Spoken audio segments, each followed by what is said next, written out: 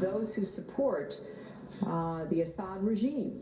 The days are numbered. I am confident that Assad's days are numbered. The use of chemical weapons is and would be totally unacceptable.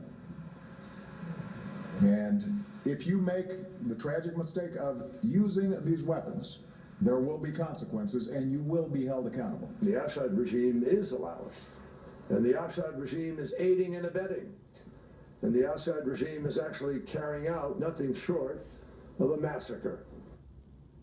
Well, Syrian civil war has been going on for a long time, and today you hear the Secretary of State, John Kerry, saying it's a massacre that's happening in Aleppo. Before you heard all the days were numbered. Well, we'll just put a number on those. Since the president first mentioned that, it's been 1,749 days since he said the days were numbered for Bashar al-Assad. Now we are seeing a lot of the killing and now the evacuation of people out of Aleppo. Let's bring in our panel.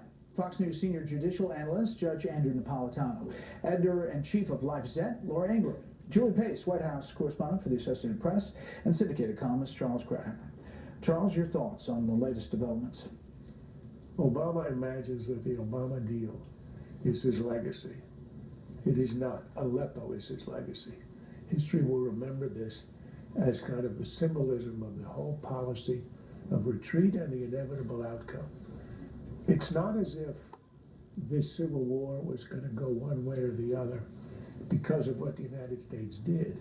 The Civil War was essentially in some kind of equilibrium a year and a half ago when the Russians decided that their side, Assad, was losing. The rebels were actually on the advance in Aleppo and elsewhere.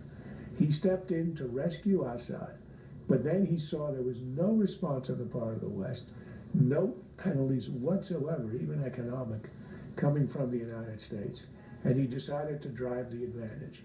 And we are reduced now to getting speeches from our UN spokesman pleading, saying to the Iranians and the Russians and to Assad, have you no shame, have you no pity? The answer is obvious, they have none. The only thing that could have stopped this ultimately would have been some kind of deterrent from the United States, warning from the United States to keep the Russians out. We didn't, and now we have what we have.